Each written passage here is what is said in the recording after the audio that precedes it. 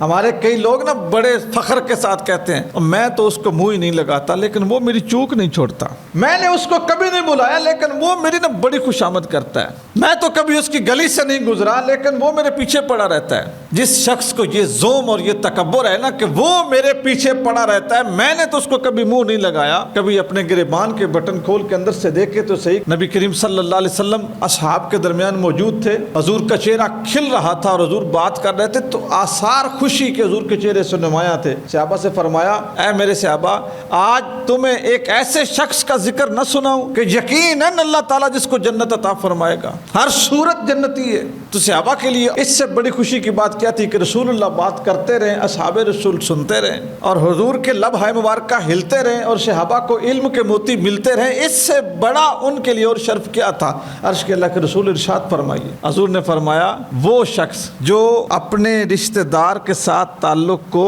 جوڑے جبکہ اس کا رشتہ دار اس سے تعلق توڑ رہا ہو، یعنی توڑنے والے کے ساتھ اپنے تعلق کو ٹوٹنے نہ دے، جوڑنے کی کوشش کرے۔ ہمارے کئی لوگ نا بڑے فخر کے ساتھ کہتے ہیں میں تو اس کو منہ ہی نہیں لگاتا لیکن وہ میری چوک نہیں چھوڑتا، میں نے اس کو کبھی نہیں بلایا لیکن وہ میری نا بڑی خوشامد کرتا ہے، میں تو کبھی اس کی گلی سے نہیں گزرا لیکن وہ میرے پیچھے پڑا رہتا ہے۔ جس شخص کو یہ زوم اور یہ تکبر ہے نا کہ وہ میرے پیچھے پڑا رہتا ہے، میں نے تو اس کو کبھی منہ نہیں لگایا، کبھی اپنے گریبان کے بٹن کھول کے اندر سے دیکھے تو صحیح کہ تیرے اندر کون سا سرخاب کا پر یہ پرزہ نیا لگا ہو جو اس کے اندر نہیں ہے۔ بڑا تو وہ ہے نا جو ٹوٹنے کے باوجود ٹوٹنے نہیں دے رہا، بڑا وہ نہیں ہے جو چھوٹی سی بات پہ توڑ رہا ہے۔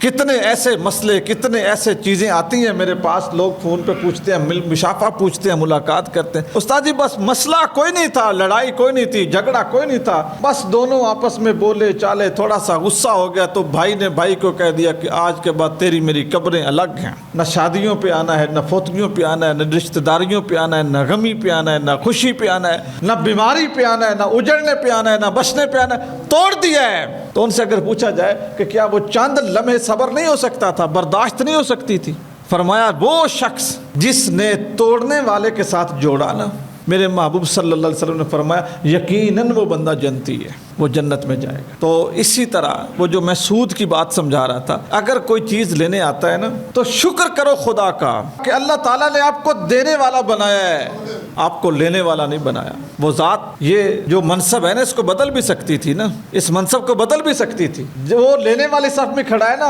لینے والے صف میں آپ بھی کھڑے ہو سکتے تھے، وہ ممکن ہے دینے والے تخت پہ بیٹھا ہوتا۔ اللہ تعالیٰ آزماتا ہے اپنے بندوں کو، عزت دے کے، رزق دے کے، شہرت دے کے، صحت دے کے، دولت دے کے، انعام دے کے، اولاد دے کے، اسٹیٹس دے کے، منصب دے کے آزماتا ہے کہ میرا کون سا بندہ ہے کہ جس نے اس کو ہضم کیا ہے اور میرا کون سا بندہ جو کپڑوں سے باہر ہو گیا۔ لئن شکرتم لازیدنکم، فرمایا میری نعمت پہ، میرے کرم پہ، میرے انعام پہ شکر کرتے رہو، شکر کرتے رہو، شکر کرتے رہو، میں بڑھاتا جاؤں گا، اضافہ کرتا جاؤں گا، کم نہیں ہوگا، پھر دن بدن بڑھے گا۔ اور اگر تم کفر کرو گے، والا ان کفرتم ان عذابی لشدید، اگر تم کفر کرو گے، کھانے پینے کے باوجود کہو گے کوئی حال نہیں ہے، ساری سہولتیں ہونے کے باوجود کہو گے بس ٹھیک ہے گزارا چل رہا ہے، حالات بڑے ٹائٹ ہیں، ہر انعام ہر نعمت ہونے کے باوجود اگر کہو گے جی بس ٹھیک ہی ہے، آپ کو پتہ ہی ہے جس طرح ہو رہا ہے، جس طرح چل رہا ہے ملک کے حالات، یہ وہ، نہ شکری کرو گے تو پھر کیا ہے؟ فرمایا ان عذابی لشدید، پھر میرے شکنجے میں آ جاؤ گے۔ پھر جو تم نے کفرانے نعمت کیا نا،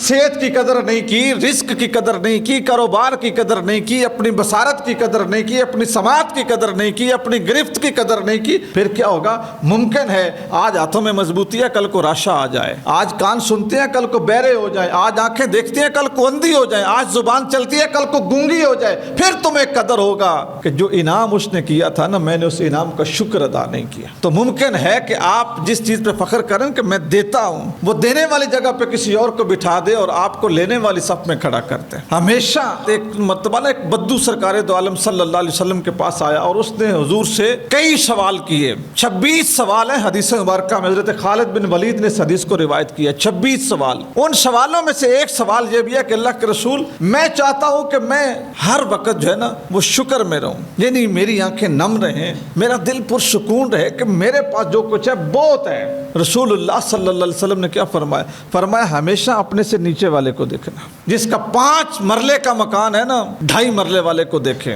جس کا 2.5 مرلے کا مکان ہے کرایہ دار کو دیکھے, جس کا پکا مکان ہے کچے کو دیکھے, جس کا کچا ہے وہ جھونپڑی والے کو دیکھے, جس کی جھونپڑی ہے وہ مسافر کو دیکھے, جو تھوڑا سا مریض ہے اپنے سے بڑے مریض کو دیکھے, آٹومیٹکلی شکر آ جائے گا. حضرت شیخ سعدی رحمۃ اللہ علیہ فرماتے ہیں کیونکہ یہ سیلانی بزرگ تھے, ساری زندگی سفر میں گزاری, کبھی اس شہر کبھی اس شہر, کبھی اس کریے کبھی اس کریے, ساری زندگی اس طرح گزاری. کہتے ہیں میں کسی جگہ رکا تو کسی محلے کی مسجد میں نے نماز پڑھی, نماز پڑھ کے جب نکلا نا تو میرا جوتا کسی نے چرا لیا. صحیح بات ہے نا کہ مسجد میں سارے عبادت کے لیے نہیں آتے, کچھ چوری کے لیے بھی آتے ہیں. میں نے 3 جمعے پہلے یہ کہا تھا اگر کوئی چور چوری کرتا اور اس نے داڑھی رکھی تو ہمارے لوگ کہتے ہیں داڑھی رکھ کے کیا کرنا ہے, داڑھی رکھ کے بھی تو چوریاں کرنی ہے, ضروری تو نہیں داڑھی رکھ کے چوریاں کرے. داڑیاں رکھنے والوں کو اللہ تعالیٰ نے پیغمبری بھی دی ہے, ولایت بھی دی ہے, قطبیت بھی دی ہے. اگر کوئی چور داڑھی رکھ لے تو اس کا مطلب یہ تو نہیں کہ کوئی سارے داڑھیوں والے چور ہوتے ہیں. مسجد میں اگر کوئی ایک بندہ جوتا اٹھاتا ہے کسی کا تو اس کا مطلب یہ تو نہیں کہ سارے مسجد میں جوتے اٹھانے ہی آتے ہیں. ہمارے جو بگوڑے ہیں نا مسجدوں کے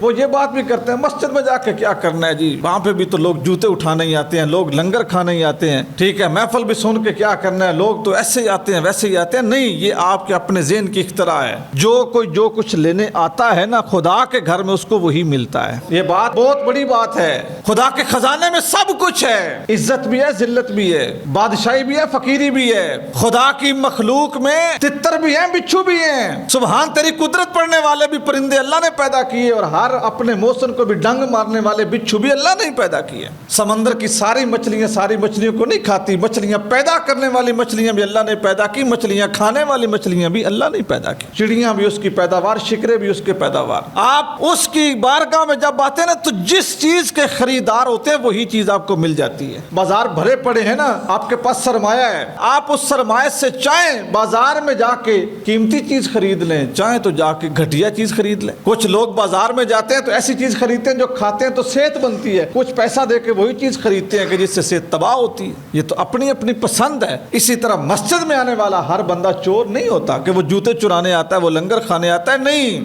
کچھ لوگ تو اس جگہ پہ اپنا ماتھا اور اپنا ناک رکھنے اس لیے آتے ہیں کہ یا اللہ یہاں پہ ممکن ہے کہ تیرا فقیر بندہ تیری بارگاہ میں سجدہ کر کے گیا ہو. قبولیت نہ بندے کے ساتھ خاص ہے نہ جگہ کے ساتھ خاص ہے, پتہ نہیں کس کو کہاں قبولیت مل جائے. حضرت بشر حافی رحمۃ اللہ علیہ گلی سے گزر رہے تھے تو نیچے ایک کاغذ کا ٹکڑا پڑا ہوا دیکھا, اس کو اٹھایا, اس پہ لکھا ہوا بسم اللہ الرحمن الرحیم. اس کو اٹھایا, اس کو عطر لگایا اور اس کو اونچی جگہ پہ رکھ دیا. نہ وہ مسجد تھی, نہ بازار تھا, نہ وہاں پہ کوئی تلاوت قرآن تھی, نہ کوئی محفل تھی, نہ کوئی جلسہ تھا, گلی تھی اور اس میں وہ کاغذ گرا ہوا تھا. اٹھا کے خوشبو لگا کے اوپر رکھا, اللہ کو وہ ادا پسند آئی, وہیں پہ قبولیت مل گئی. تو شیخ صاحب لکھتے ہیں کہ میں نے نماز پڑھی نا تو باہر نکلا تو میرا کسی نے جوتا اٹھا لیا. تو بندہ ہے نا, ہر وقت بندے کے احساسات اور جذبات ایک جیسے نہیں رہتے. کہتے ہیں میں نے نا آسمان کی طرف منہ اٹھایا اور کہا باری تعالیٰ, جس طرح ہم پنجابی میں کہتے ہیں کہ میں تیری نمازاں پڑھا تو میرے لوٹے بننے, التجا کی, عرض کی, ناز کے ساتھ کہ یا اللہ میں آیا تھا تجھے سجدہ کرنے, عبادت کرنے, تیرا ذکر کرنے, تیری ذات کی تعریف کرنے, اور میں نے نماز پڑھی, سجدہ کیا, اور تیرے گھر سے میرے جوتے کسی نے چرا لیے. کہتے ہیں میں ابھی یہ شکوہ, یہ شکایت رب سے کر ہی رہا تھا نا, اسی گلی سے ایک بابا گزرا جس کے دونوں پاؤں نہیں تھے, وہ بیساکھیوں پہ چل رہا تھا. اپنے سے نیمے بندے کو دیکھیں گے نا تو سکون آ جائے گا, لذت آ جائے گی.